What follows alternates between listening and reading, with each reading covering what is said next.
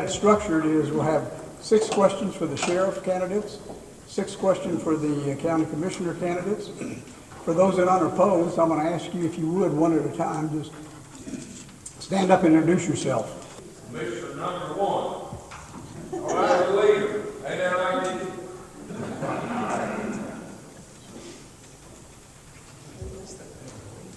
Anybody else here that's unopposed running? Okay. Yes, I'm Lewis White, I want to live in Sunny, and I'm constantly precinct 3. Thank you. We'll start with the sheriffs, if we would here. And what I'm going to do is I'm going to alternate between each candidate.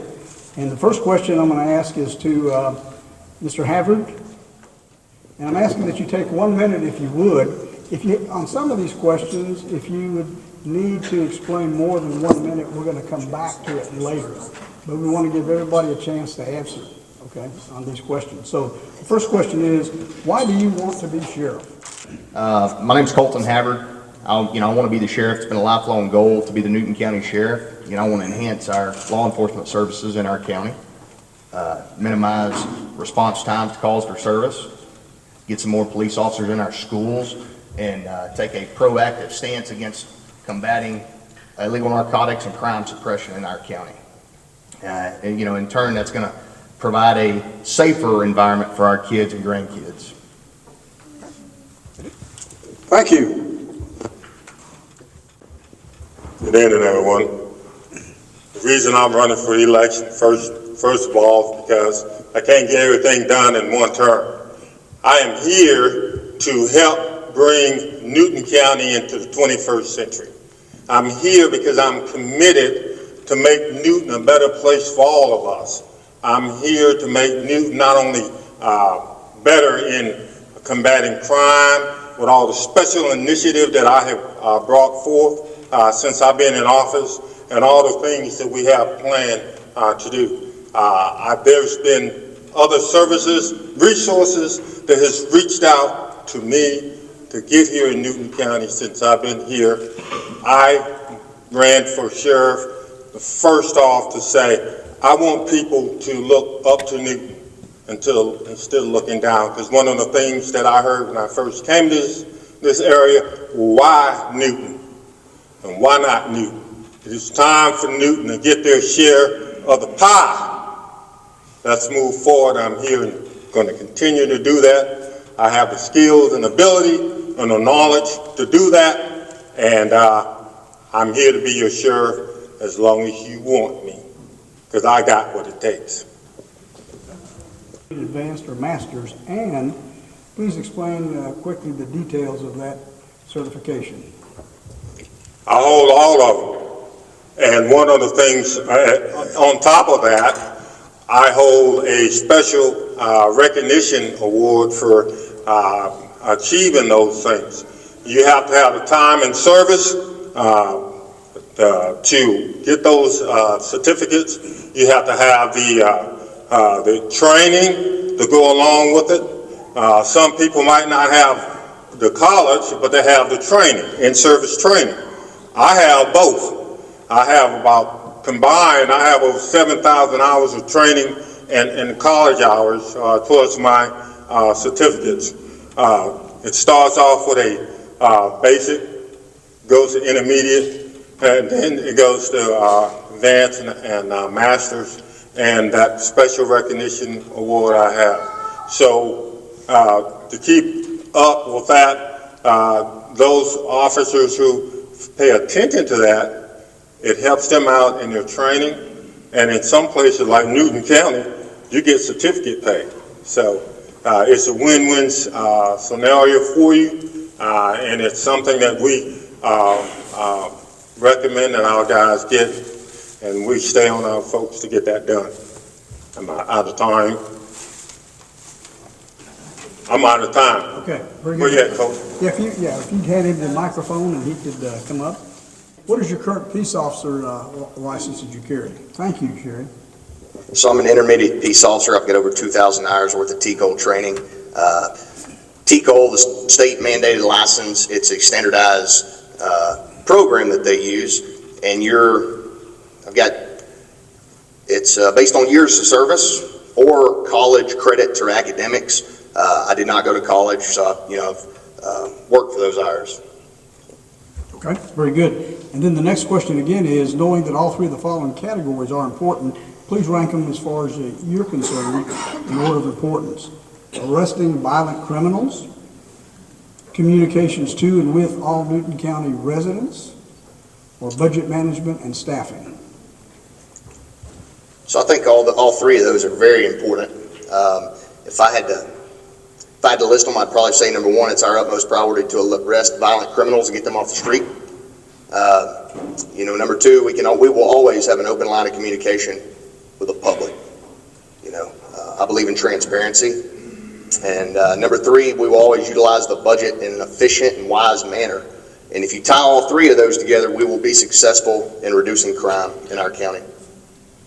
Very good, thank you. We got the three categories, are all important, but how would you rank the following? Arresting violent criminals, communication to and with all Newton County residents, or budget management and staffing? Yeah, putting knuckleheads in jail is foremost the number one, because those folks are victimizing our general public. They're stealing our stuff. They make your insurance premium go up, and it is paramount that we do that.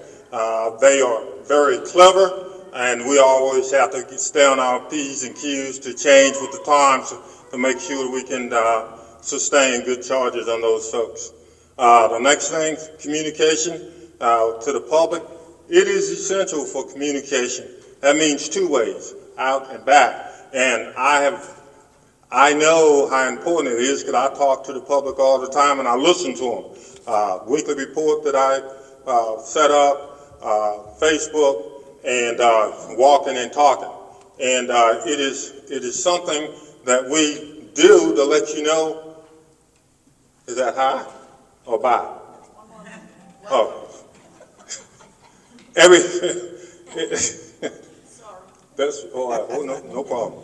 One of the things that with the communication, letting you know what's out there, what the trends are, and we communicate that, as well as listening to you, telling you to call us and tell us what's going on. That's how we do our planning to deploy our units. Another thing, everything costs money. To do more, you need more. But in our situation, we don't have a whole lot, so we have to make it work. And you have to be very innovative. We have done that. We're going to continue to do that. And we do not sit and cry and worry about we don't have any money. We get the job done. We get her done. So that's my three. Okay, thank you. So the next question, let's see if I can get the protocol here and the questions right. So the next question with you, Mr. Burby, is, have any programs been implemented during your administration as sheriff that has benefited the public? The weekly report, the VIP program, Volunteer Initiative Program, which is kind of like a multi-pronged community relations program, whereas we have volunteers come in to help us out in man-made or natural disaster. They're not cops. They do non-badge work, and we continue to do that. That's been going on for about 2 years.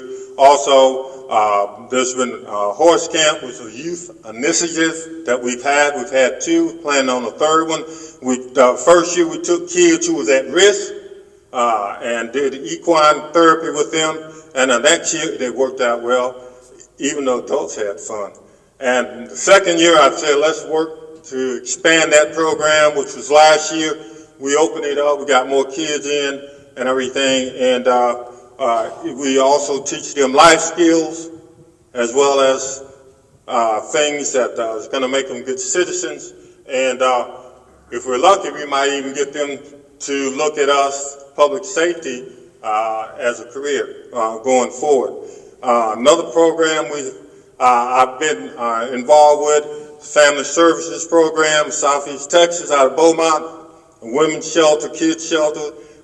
Been involved with bringing them here, as well as being on the Berkshire Board, the Mental Health Board, that's out of Lufkin, to be sort of spearhead an initiative to get mental health services into Newton. Right now, there's Dr. Buster's old office is going to be renovated to have a outpatient clinic here, and that's coming. So those are things that we have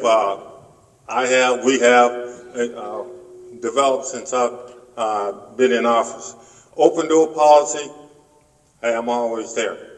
Okay, you don't need an appointment. Stop. Go. Good timing. Good timing. Okay. Mr. Havard, as you come up, it'll be the same question.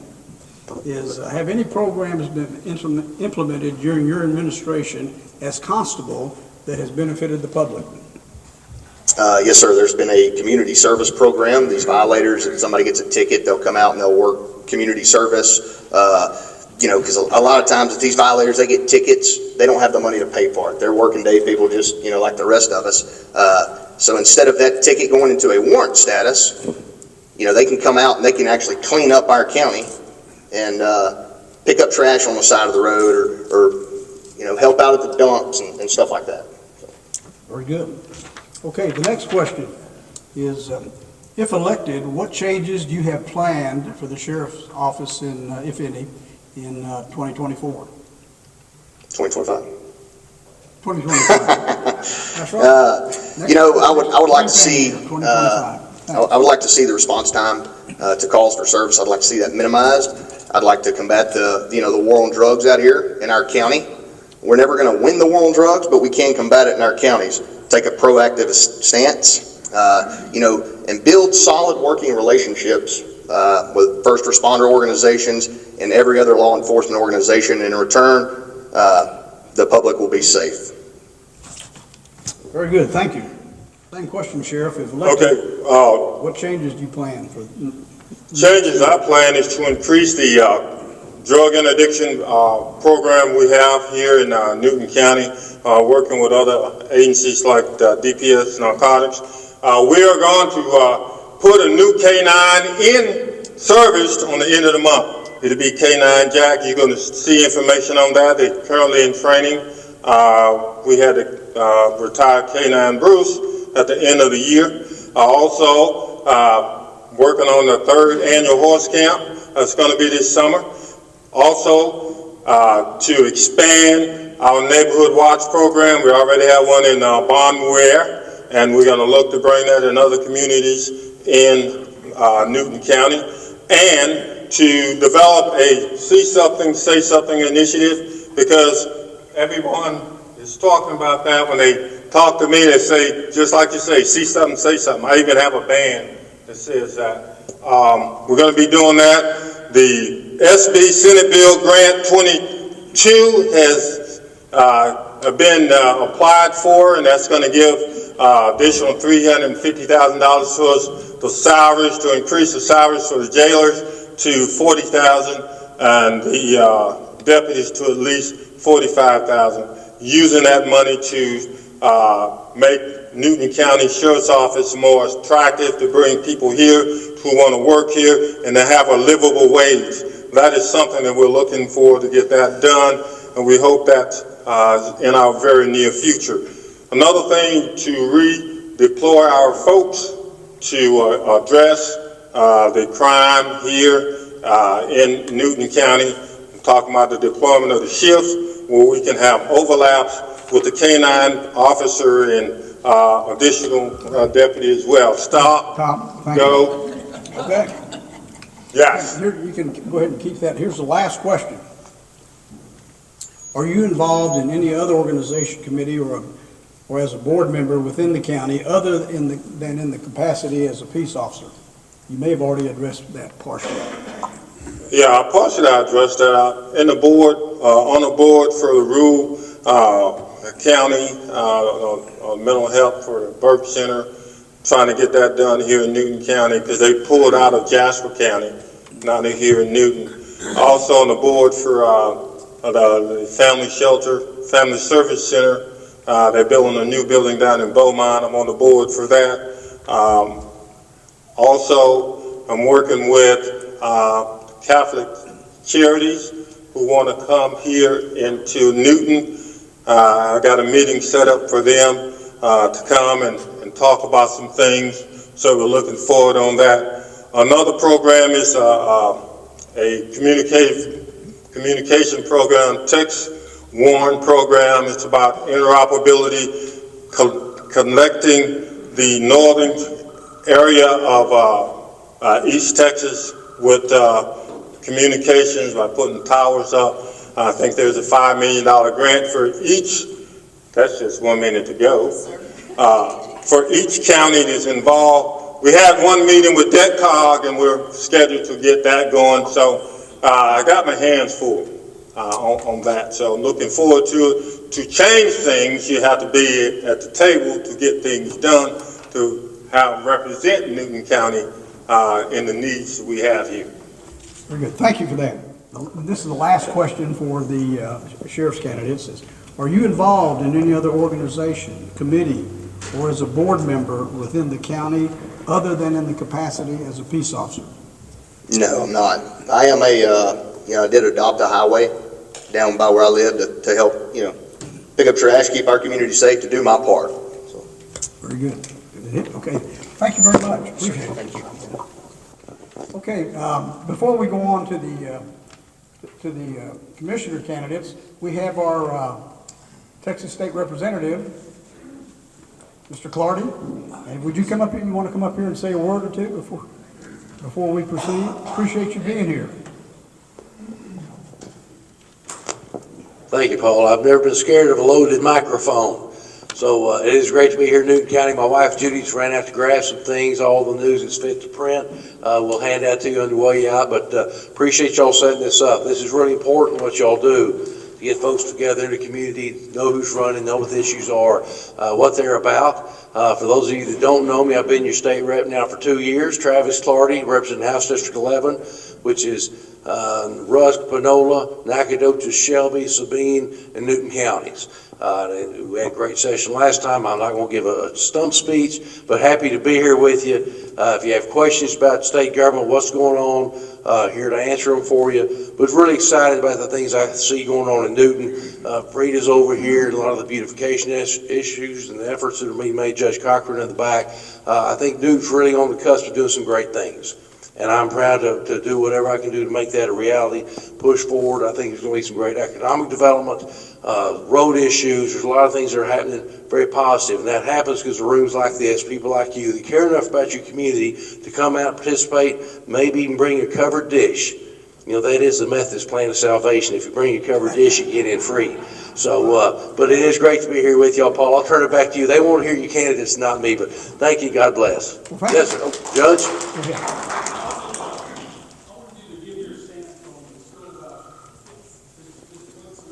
Is that all right, Chairman? What was the question? The question about the school choice thing. Yeah, So go ahead. it's the voucher issue. I've always been opposed to it. I've always been open to ideas, things are going to make our educational system better. We were ready this session to do some things to help with special needs children in Texas, to do for chronically failing schools. You can't keep doing the same thing expecting different results. But for school districts like Newton, I've got 30 school districts in 6 counties. I'm very proud of the work that our teachers do in these communities. We don't have a bunch of woke teachers in Newton, Texas. I promise you, you go to any class in Newton, Texas, and you go in there, they're going to start the day of the Pledge of Allegiance to both flags, and then they're going to say a prayer at the Friday night football game. That's who we are. That's who this people is. Let me do something I did yesterday in Nacogdoches, just a little show of hands. Raise your hands if you've got a family member that's a teacher right now, brother, sister, aunt, uncle. Okay, keep them up. Show around and see them. If you got a family member on a school board, serve on a school board, keep them up. Okay, just keep all those hands up. If you got a child in school right now, in a public school, keep your hands up. And if you graduated from a public school in Texas, raise your hands and keep them up. Now look around this room, folks. This is us. This is who we are. This is how we got here. There's 2 things in the Texas Constitution you need to be aware of. One says we shall provide. This isn't in the back end of an amendment. This is in the front end. Our forefathers thought it was smart enough for Texas to do well and to be successful. We have to have an educated population. And so what they said in Texas is we're going to provide a fair, free, and equitable education to every child in Texas. That's the right thing to do, and we've done it well, and it's paid huge dividends. There's a reason we're the 9th largest economy in the world as a standalone country. I'm not suggesting anything. I'm just saying that's a fact. The other thing in the Constitution in the mid-'80s, we passed a constitutional amendment in Texas by the voters of the people said we're not going to take public education dollars and give them to private schools with religious purposes. That's in the Constitution too. Now, where we are in this fight, there's a bunch of billionaires from out of state that want their hands on our dollars. There are 30 states that have some form of vouchers. They set up companies that come and administer. The bill that we had this session said 8% of the money that they were looking to put into vouchers off the bat, $500 million, was going to go to a private company to run it. Not to a teacher, not to a student, not in the classroom, but to a company to run it. And these vultures are sitting right outside waiting to get their hands on their money. And I'm telling you right now, Sheriff, they're going to call me everything but a Christian white man in the next month. Because me and 21 other rural Republican representatives stand between these billionaires from Wisconsin and California, everywhere else, between you and their money. I'm standing in the way. And so they're going to tell you, I'm going to kill all the babies. I'm going to confiscate your guns. I'm going to raise your taxes. I'm going to burn your Bibles. You heard it here first. That's what's coming, because I'm going to stand up for my schools, my teachers, my students, my parents, and that's what I've always done. As I told them yesterday, I voted that way this session in the regular session. Governor Abbott's mad at me because he's in line, he's in league with those folks. Governor Abbott has supported me every time until this issue on one issue. I've carried his election bills, I've carried other bills, done all the right things that are conservative values, but when I didn't bend the knee and kiss the ring over money for vouchers, he's cut me off, cut off the other guys, and he's endorsed our opponents because he wants these vouchers because the billionaires told him to. So folks, we got to hang in there together. We're going to hang separately. But I'm proud of our teachers, proud of our school districts. Ronnie, thank you for asking that question. I will talk about this till the cows come home. I'm a little emotional on this issue. I don't like somebody telling me what I got to do. I tell everybody, there's two things I promise on this job. I'm going to follow my oath and honor the Constitution and the laws of the state of Texas, and I'm going to vote the very best I can with the information available, what I think is best for House District 11 and counties like Newton, and I'm going to tell you the truth. We're not always going to agree. In this room, we're going to talk, and there'll be times you're going to disagree with the way I voted on this issue, that issue. I'll tell you why I did what I did, and I don't agree with myself 100% of the time. I look back and wish I'd known this then, I'd have done something different. But here we are. But I tell you, I'm going to do the best. I'm going to do the best I can by you. I'm going to be honest with you. And I think that's what you want and deserve in a representative. On this time, I had a bill get vetoed by the governor, and you don't have to read between the lines. It had nothing to do with education. It was for alarm systems, and it was a good bill that the security systems wanted. It got vetoed. Said, if you'll change your position on vouchers, it says this expressly. I got it on my phone. I'll pull it up and read it to you. It says, then I'll reconsider this bill. And that happened to about 70, 80 bills, good bills from Republican members, got their bills vetoed because we didn't bend the knee. He didn't ever try to reason with us. He never talked to me. We had plans, we had things we could have done that would have helped special needs, would have helped chronically failing schools. But instead of trying to work with us and come to something that made sense, that was fiscally responsible, it wasn't going to bankrupt the state, vouchers are about to break the state of Arizona. They're going to be in a deficit budget because they started this separate but unequal funding of public education or of education, and it's going to kill them. It's happening in other states. We wouldn't bend the knee, but instead of coming to reason, he pokes me in the chest and tells me what I got to do. And I don't know about the rest of you. That doesn't work for me. I'll talk to you and reason with you all you want to, but I'm not going to be bullied. I'm not going to be buffaloed. I'm not going to be told what to do, and I'm in a church. I'm darn sure not going to do what I think's wrong because of money or what somebody else thinks they want because of money. So, all right, I'm going to get on my soapbox now, Paul, but thank you. Happy to talk in the back. Thank you. Thank you, Travis. Appreciate it very much. All right, the next set of questions is going to go to get it over here to our commissioners. And I don't have it in particular order, but we'll start with anybody that wants to answer first. Why do you want to be commissioner of Precinct 3? Be a commissioner of Precinct 3 because they're real great constituents out there, and I enjoy working with them. And I like to work on the roads. There's a lot of work to be done out there. When I was commissioner of Precinct 3, for 16 years, we put in like 400 culverts. We put in 5 bridges with off-road bridges built too. And there's still a lot of work that needs to be done. And I just enjoy working with people. Communication, that's where you need your communication, because they got an opinion just like we do. And their opinion is just as important as mine. And that's why I decided to be commissioner again. And I appreciate it. Thank you. Thank you. And I would like to say to Paul and the Newton County Republican Committee, thank you for putting this on today. I'm a preacher, and so anytime you put fried chicken out on the table, I mean, I'm always excited about that. My name is Brad Noble, lifelong resident of Newton County, Precinct 3, local pastor here in the Newton area, have been for going on 16 years. Got a beautiful family, 3 wonderful kids, beautiful granddaughter.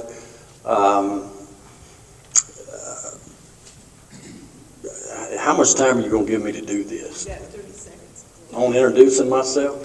No. Well, I should get some extra time for that. Go ahead. I mean, I'm a preacher. I like to sit here and talk. But to answer the question real quickly, my desire to be commissioner actually started in the summer of 1978. My grandfather, E.A. Gerald, was commissioner in Precinct 3 from 76 to 83, I believe. I would spend most of the days in the summertime riding with him when he was commissioner. I watched the way he interacted with people. I watched how sensitive he was to people, and just really developed a desire to walk in his footsteps. Over the years, I've always had being commissioner in Precinct 3 on my mind. I've talked with some of those who've been in office over the years, looking forward to coming to this point in time in my life. And I will say this, my grandfather also taught me that if you're not willing to be part of a solution, then don't ever complain about a problem. And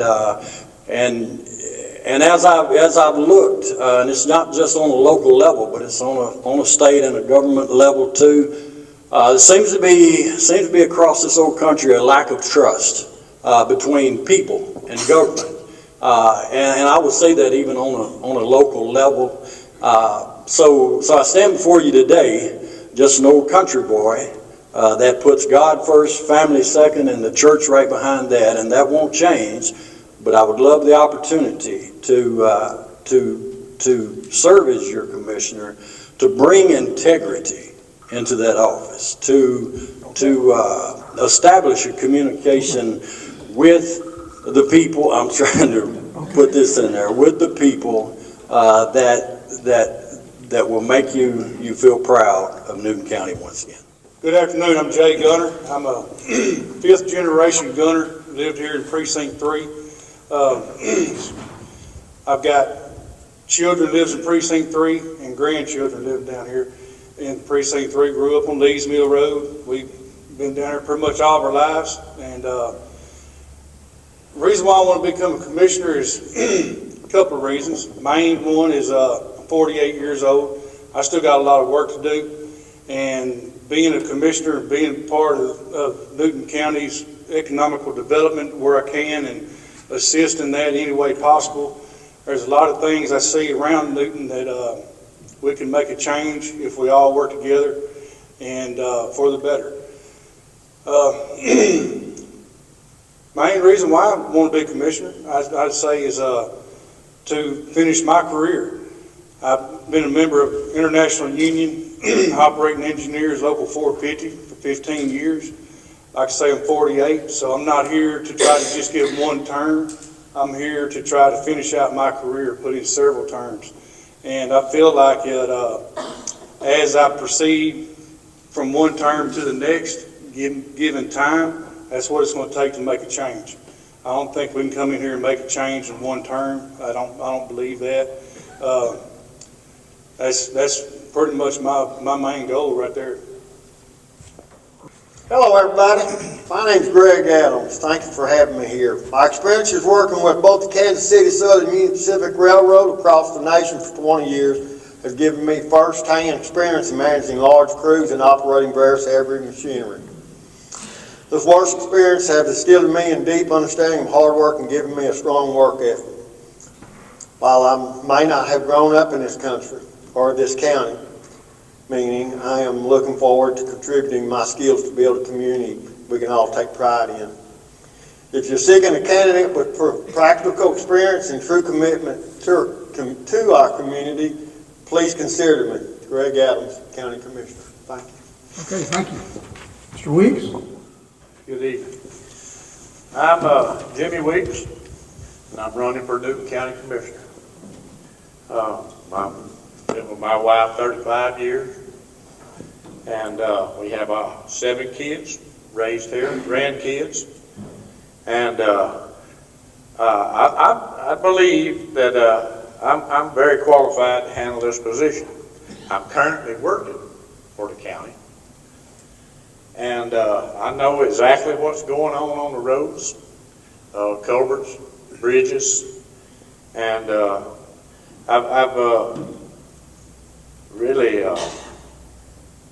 been taking a lot of notes on this coming up that we got. And if I'm elected, I'd like to work with the other commissioners, try to make our precinct better and our county. And I got a vision on the road part to do some changes to make it stay better, especially with the schools and the county and the people. Most of the roads got bad whenever it got wet, and my phone's open 24 hours. Any call that comes in, I answer it. So I'd appreciate your vote. Number 5 on the ballot. Okay, if you would, go ahead and stay there. right. I'll start the next question with you and go back around. Okay, the next question for the candidates is, what in your opinion are the citizens of Precinct 3 most concerned about? The roads and the maintenance on them. And everybody knows the drought. You can't do too much with a dirt road with a drought. You got to have a little moisture, and which there was no moisture. Then the dryness got to the fire hazards. We couldn't mow because of a spark or a rock, and that shut us down too. So we have a tanker that kind of helps the fire department, all fire departments, Trout Creek, all of them. So we're equipped and set up to fill their trucks. They won't have to come back, and that's what we try to do with most of it during the fire. And like I say, we're set up pretty good to do it, and I just feel like we can do a good job if we're elected. Okay, thank you. Would you hand the microphone to Mr. Adams? It would be the same question for you. What, in your opinion, are the citizens in Precinct 3 most concerned about? Maintenance on all the roads. I've seen some of the roads that y'all have here. They're in bad shape. You know, you can't lay no blame on anybody, really. I mean, but they have to be fixed and they have to be maintained all over this county. And that's what I plan to do if I get elected. Okay, would you give it back to Mr. Noble? Same question, Mr. Noble. Same question. I don't know that you can actually answer that in one question, in one answer. Precinct 3 is a pretty diverse precinct. You start at Toledo Village, the needs of the people up there, the concerns of those people, maybe a little different than when you get on into Burkeville, out around the Buckhorn area, on into Bonware. Without a doubt, the roads have to have some attention to them.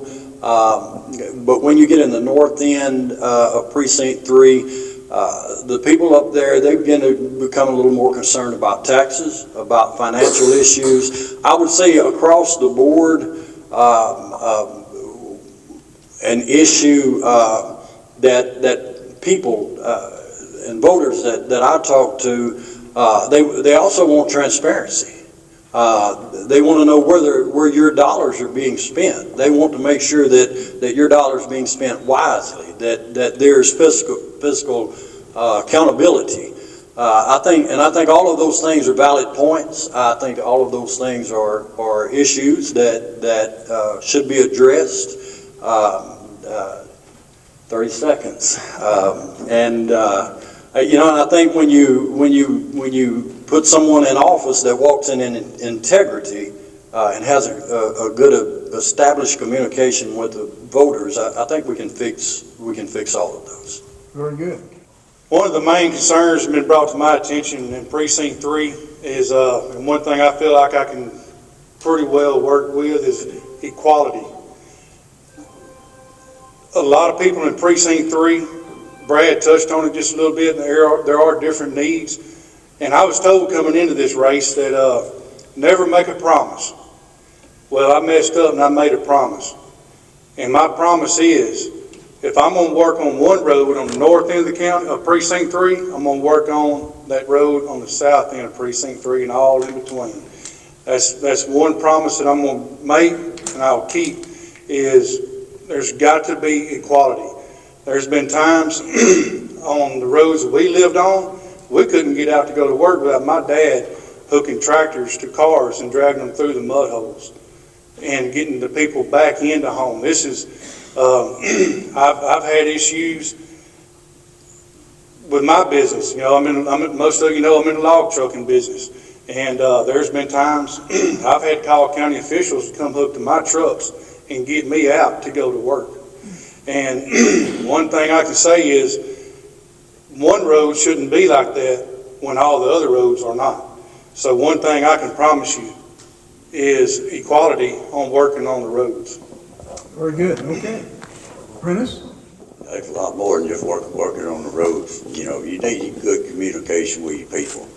They got their opinions just as important as ours. When you talk to them, you can find out a lot about the roads and what they need. And on the roads, you got to have a good base before you do anything. You can't just go out there and put dirt in or sand bed. You got to get a good base and then go from there. And like Brad said, people want you to spend tax dollars honestly and wisely, and that's what you should do. But the roads with communication, I can't hardly talk. I got these new teeth. They fly out and they'll brown back to them. But yeah, they want the road fixed, and that's the top priority, I think, in the county.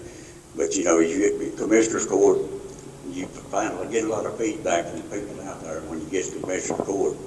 You pretty well know what you want to put on the agenda and go with it from there. But it's an honor to work with the people, and I love working with the people, and I'll do the best I can, and that's all I can say. Okay, very good. And Brad and other commissioners, what experience do you have in repairing and/or building roadways? What experience do I have in repairing or building road work? I have worked previously in the logging woods. Building a road in the logging woods is completely opposite of building a real road. So I'm going to just stand here today and just be completely honest with you. When it comes to building a road, I'm not a seasoned road builder. I'm not an individual that can sit here today and tell you I'm the best person for the job on building a road. But I do have enough sense to ask someone, whoever winds up as commissioner in Precinct 3, they are going to have one advantage. They've got a pretty good crew that works the roads in Precinct 3 and knows the ins and outs, which should help with that issue right there. But if I would say anything, is I am a person of determination, and I can assure you that whatever needs to be done to get a road built, if I don't know the answer, I'm going to find someone who can give that answer to me. Thank you. Paul. Mr. Adams, have I been calling you Mr. Armstrong all along? I apologize. For what? Well, You got to apologize to me. so what experience do you have in repairing or building roadways? The years that I spent with the railroads building roads for derailments, I mean, astronomical, 16 different states, South Texas, any kind of roads, approaches, you name it. I've got the experience for it. Equipment, operating, any of it. I've been on it. I've been on all of them. I've had 65 people up underneath me. At any given time, 16 different states. Working the material, all of it. That's all I can tell you. Very good, thank you. Jay?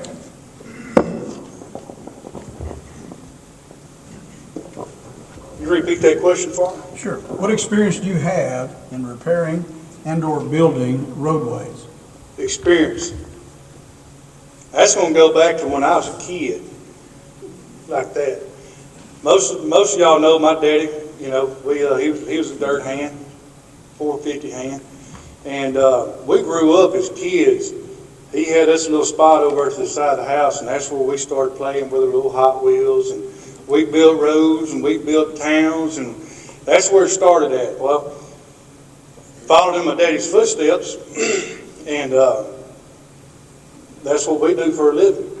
And being part of Local 450, we worked on several different jobs where building roads is a priority, you know, material, culverts. I mean, basically anything needs to be done, put a piece of equipment in there, we do it. Same thing in the logging woods. Got a lot of experience in the logging woods. That's what we do. We build roads so we can get in and get out. And so when it comes to building roads, that's where I'm comfortable at. I'm comfortable on the building roads part. Good. Thank you, Joe. Like I said, I was commissioner for 16 years. You know, first thing you got your drainage. You got to get your water off your roads. You know, and you got to get your culverts in, and before you can build your foundation on your roads. You know, and there's like I said, you got to put good material in there. You don't just put sand in a hole and everything. You got to put good clay or asphalt or something in a hole to fix the road. But the drainage is the main thing. You get the water off, quicker you can get the water off the road, the better you are, you know, and keep the roads mowed and clean where people can see around the curves and everything.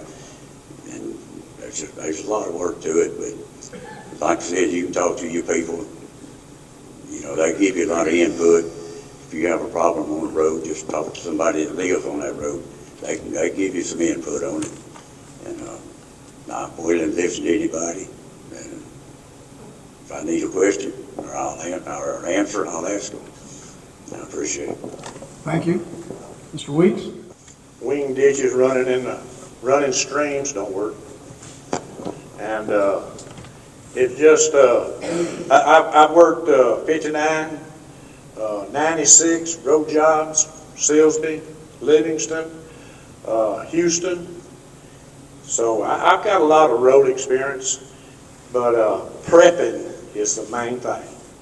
And changing of the materials that we've been using is another. So that's a lot to look forward to look at, changing materials up. But with the budget, we only have so much money to spend, and the price of the materials just keep going up and up and up. So next month they go up again. So get ready. And you only got so much to put on a road. So prepping, like I say, is the number one thing to do a road. Okay, very good. Is it okay if we start with you on this next question? Yeah, go ahead. Okay. What experience do you have creating and managing a budget? And what dollar amount is the largest budget you have managed? Oh, Lord.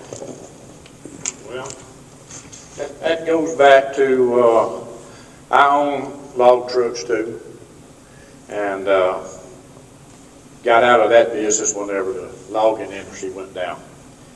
So that's one part of it. And I've been on pipeline jobs, assistant superintendents, so all the way to North Dakota. So that's one aspect of it too.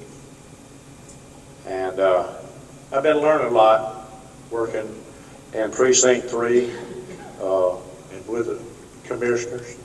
So I think I got a handle on it to do it. Okay, very good. Thank you.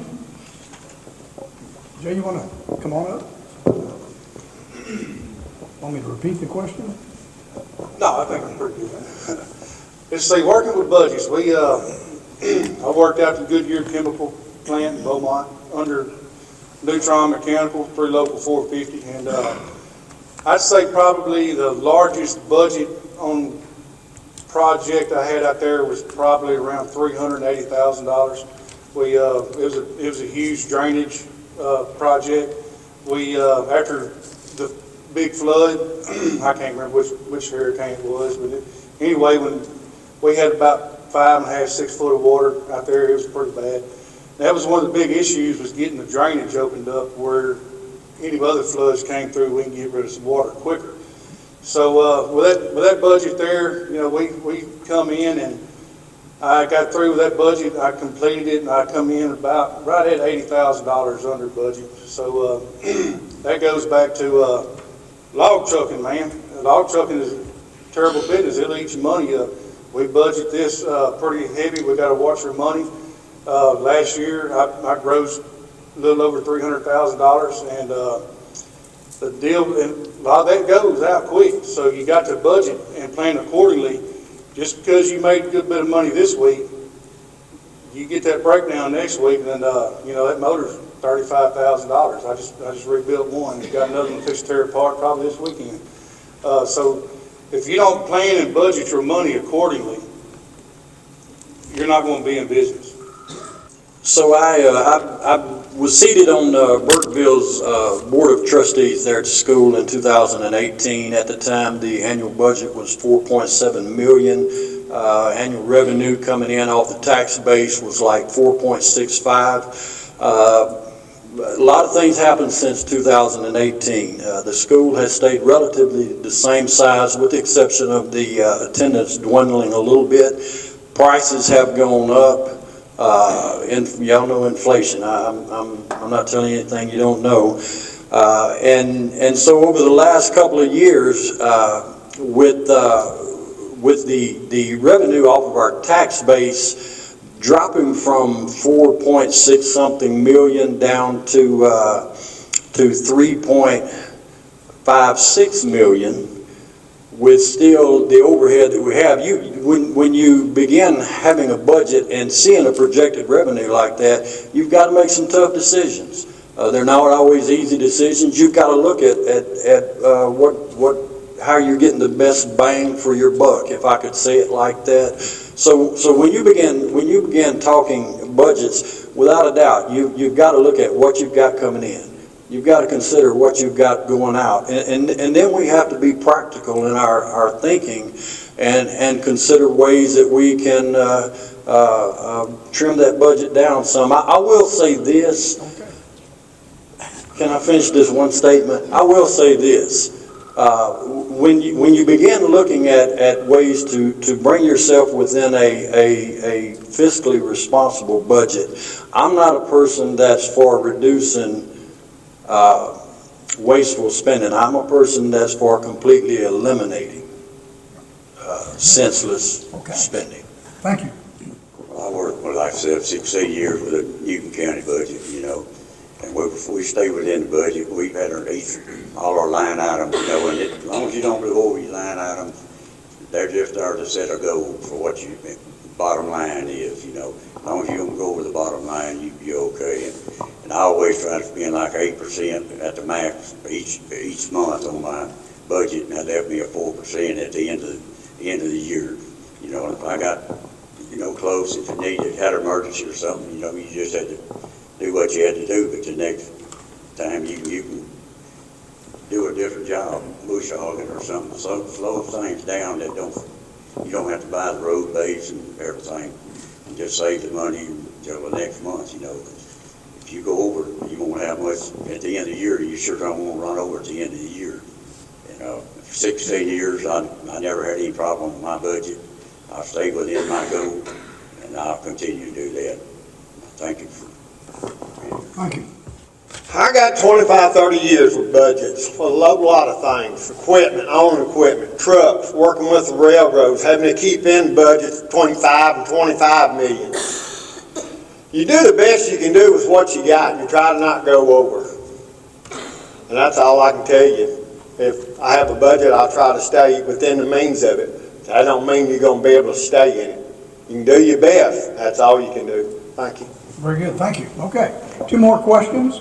The next question is, knowing that all 3 of the following categories are important, rank the following in level of importance, with 1 being the most important and 3 probably being the least important. And the 3 categories are road repair and maintenance, communication to and with Precinct 3 residents, and Commissioner Court participation and preparation. Anybody want to come first? Read those again for me. Yeah, the 3 categories are road repair and maintenance, communication to and with Precinct 3 residents, and Commissioner Court participation and preparation. Can I ask you to elaborate on the Commissioner Court? The Commissioner's Court participation and preparation, Okay. as far as importance. All three of those are important. I think you're getting where you're getting real fine on slicing that. I'm a people person, and each candidate probably answered this their own way. I believe in transparency. I would probably, one of the most important things for me is to be in touch with the voters. I'm gonna represent the voters. I think their voice not only deserves to be heard, but it needs to be represented by somebody that won't be seated in an office and then soon forget their thoughts, their feelings. Road maintenance, I put that right there with it. Obviously, if these roads are in horrible shape or if they're in bad shape, that's going to affect your communication and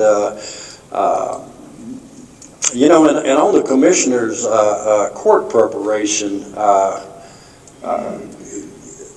maybe somebody's going to put that one first and foremost. But I just believe that if you're doing your job, if you're walking in integrity, if you're transparent, if you're fiscally responsible, I do believe that's one that's, I'm not going to say it's going to completely take care of itself, but I do think it'll fall in order on its own. Okay. Looks like I get to follow Brad on all these questions here today. I feel like the Commissioner's Court end of things, you know, I would say that's probably the top priority. I feel like that's probably one of the areas I would have to work very diligently in to get 100% up to speed with the whole process. I've been working with that. I've been attending some of the Commissioner's Court meetings and kind of seeing how things flow, and it's not a problem, I don't feel like. But I feel like it is priority because I'm just representing Precinct 3 at Commissioner's Court, which takes care of the whole entire county. So I would say that would probably be the priority of being a commissioner. The other two, they go hand in hand. Roads and communication, I feel like it is hand in hand. They're both equal. If you're not communicating with the people, we got a situation there. My mother sitting back there in the back, she woke up one day, they're out there digging ditches and culverts and putting stuff in places. They never had a culvert, never had a drainage issue, ever. And I talked to the current commissioner and I told him, I said, you know, we probably had the same outcome. I would go about it a different way. I feel like somebody should have went and sat on her porch and maybe drank a cup of coffee and explained to her, hey, in a couple of years, there's going to be a culvert put in out there and a ditch put in. I feel like that's where communication and road work comes together. Don't just show up and make huge, dramatic changes to a place that don't need it to begin with, or just because it's some engineer's plan. If that is part of it and it needs to be done, go sitting with these people and explain to them why and what you're going to do. That way you don't just show up one morning and have some lady on her walker out there. I think Mr. Jimmy, he knows what I'm talking about. You know, that's, to me, I feel like it's a respect thing for the people that live in Precinct 3, is show them that respect. Very good, thank you. I would say communication would be the top priority, man. You know, you get a lot of feedback from people in the communication, talking to them, you know, and seeing what they want.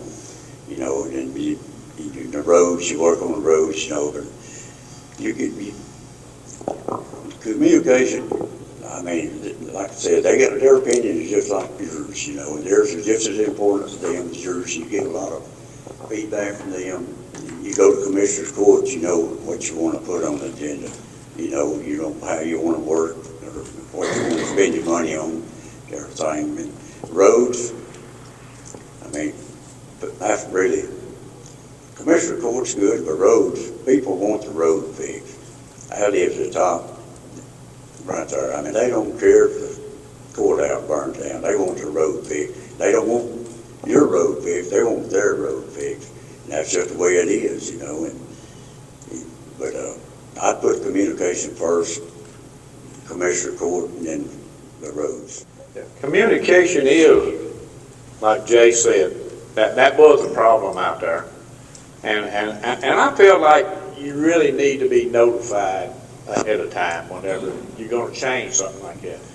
But the law says they don't. They own that part of the property, so they do not have to notify you. But Talking to me or? no. I was just saying. But no, There's a certain thing in respect. yeah, that's right. That's right. And that's why I say communication is a lot. And I feel like it'd have been a whole lot better if we'd went, or somebody would have went and ahead of time to let everybody know what was going on. You know, and that road there, it's still lacking part. They got to finish up the other road on Klein's Ferry, the same thing, and the bridge, and that's some more stuff that's coming. And but yeah.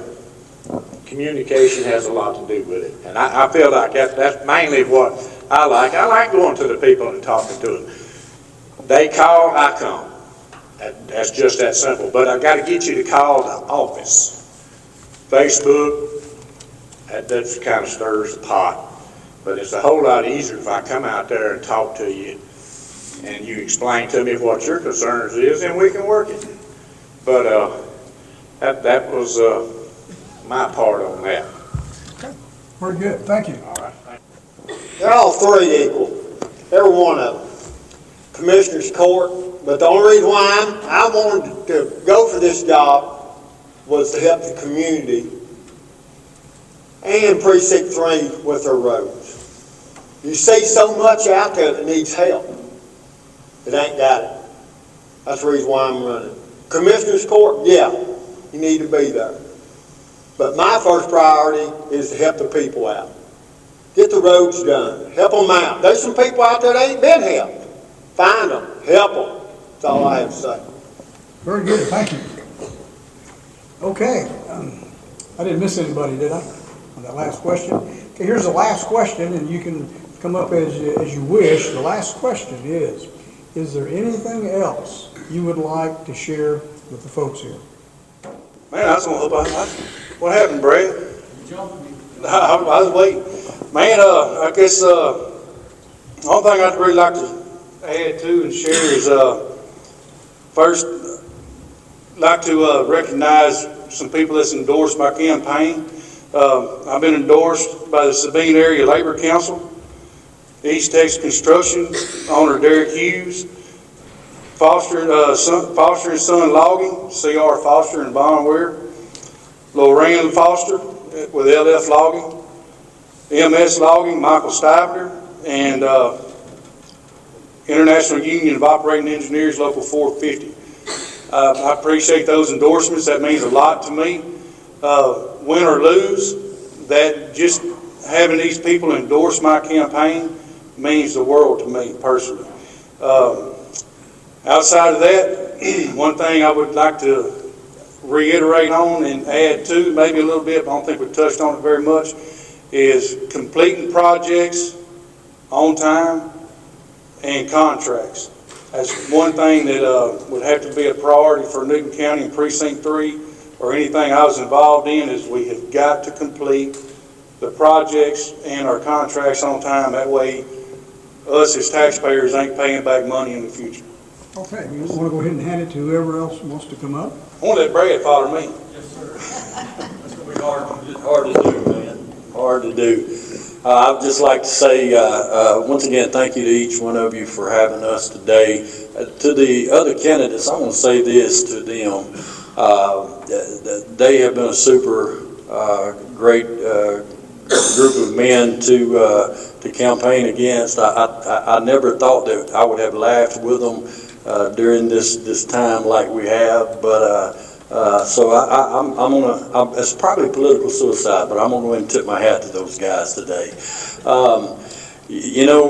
Just to do a quick recap. I pride myself in my walk with the Lord.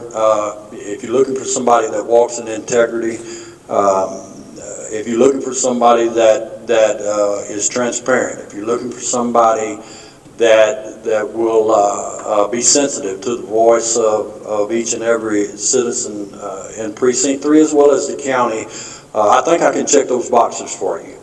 I would also like to say one thing, and we didn't do a lot of talking about it today because she's got her card probably held up behind me right now. But I'm appreciative to our judge for getting an economic development committee together.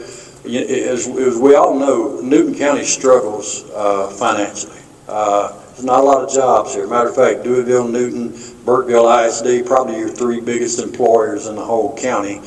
And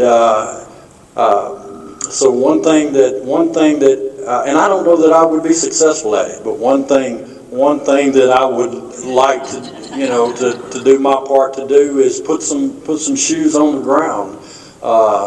Reach out to some of our state representatives, some of those in Austin, and we may not be successful, but to do our best to lobby, to try to bring some jobs back in here, try to bring some industry back in here, because in the long term, it not only helps each individual that finds a job, but it helps the county as a whole, helps the tax revenue, the tax base, which would benefit all of us. Yes. God bless you. Have a great day. Thank you. I thank the Republican Party for inviting us here today, and thank each one of you for being here today. And you know what's great about living in Newton County, we may have our differences, but in the end of the day, everybody will come together and they'll meet the need if there's a need to be met. And when the Judge and Commissioner Court hired me in January 2023 to be solid waste manager, and then emergency management coordinator assistant, and then maintenance guys left and I took over maintenance. And working with the library, the Blue House, the Civic Center, the senior citizens, Jaffrey Newton Health Clinic.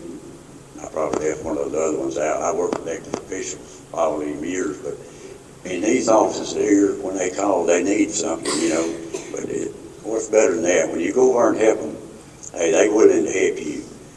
And that's what it's all about, working together. And they've all done a good job. And I never knew that there was so much going on in them offices right there. But there's a lot going on. I just thank you for your time. I appreciate your support. Get vote number 3 on the ballot. Thank you. I'd mainly like to thank the employees that we have. Don't have but 3. And we try to do the best we can. We go all the way from the cave building all the way up to the lake. We do the maintenance on that, the fire hall, and like I said, there's only 3. So we do the best we can. When you call, we come. I'm definitely going to be there. It might not be that day, but the next day. But I will call you back. So I just feel like we got a good group of people to work. So I like to see them, kind of stay on, regardless of who gets it. But thank you. How about from Mr. Adams? Ladies and gentlemen, thanks for lending me your ear and giving me a little bit of time to talk to you. I thank all of you. Hell, let's just go to work. Okay. Thank you. All right, I think we've appreciate all the candidates, appreciate everybody coming. I think we got, as Republicans, we got some really good candidates for the positions that are open for election this time. So thank you. Now, if anybody has any other questions they would like to ask the candidates, because you felt like that we didn't cover some areas that you thought were important, I'm sure they'll stay and try to answer your questions. And Mr. Clardy, I appreciate you coming again and talking to us, and appreciate the things you share, very much so. And Mr. Clardy is here also, if you have any questions for him. Great time to catch him. Very good. Anything else we need to do? Emergency Services District number 6 will be for EMS services. Now, we have to pass, by state law, we have to pass it with a 0% ad valorem tax, which it'll be 0% property tax. And then once that's passed, we can go back on the ballot in 2025, March, and go for a 2% sales tax countywide, which will exclude the city of Newton, but the 2% sales tax will help pay for bringing the ambulance to Newton County. So we have to get it on the ballot, and we're going to start holding public hearings after it's presented to court. And we just need to ensure everybody that there will be no raise in property taxes, because you cannot overlap an existing emergency services district. So if we pass it with a 0% ad valorem tax, and then go back on the ballot in March of 2025 and go for a 2% countywide sales tax, which that will affect, won't affect anybody's property taxes, but you know, if you pay $1 for something in the store, which is very rare anymore, but for every dollar you'll pay 2 cents more, and that will affect anybody coming through Newton County. It just won't affect the residents. So hopefully we can get that passed and on the ballot. Okay, thank you. Oh yes, state, we don't have the county doesn't have a sales tax. The state has 6 1/4. Legally, we can only go up 2% to 8 1/4. So 2% is what we're going to ask for. I think some of the emergency services district are trying for 1%. So we're going to try to get what's left over from what they get. Very good. Pam, did you want to add one point that you mentioned before we started our meeting about the benefit of this? I work as a first responder, volunteer firefighter, and I'm now professionally with Allegiance Ambulance out of Jasper, so I'm on both sides of the coin on this. I have sat with a patient out there in Podunk nowhere in the north end of the county, waiting 2 hours plus for an ambulance, if we could get one. I've had to tell people at this point it's best to load and go. And I grew up with that because I'm north end of the county. The taxpayers not having to carry this burden is the best thing, because we have a lot of people that come here from big places. I mean, they're flying toys in that cost more than some of our homes. And they're running them out there at that ATV park. They're running them up there on that lake. You got hunters coming in, a lot of money to burn. We're having to rescue these people and help them out too. Ain't no reason they can't help cover the bill. They're running the roads, they're getting in trouble, and we're coming to help them. They need to help us help them. Can't always be on the back of the property owner. Hey, Paul, one thing I wanted to add is on the zip codes. You know, Newton County has a lot of overlapping zip codes. South County, we overlap with Orange County. You know, all of Deweyville is Orange County zip code. You know, Mid-County, you got Buna servicing the area. You know, here in the city of Newton, they have sales tax. Well, everything collected online in 75966 goes to the city of Newton. Everything collected online sales from Deweyville goes to Orange County. Everything collected Mid-County goes to Jasper County. So you're already paying sales tax online, but we're not benefiting.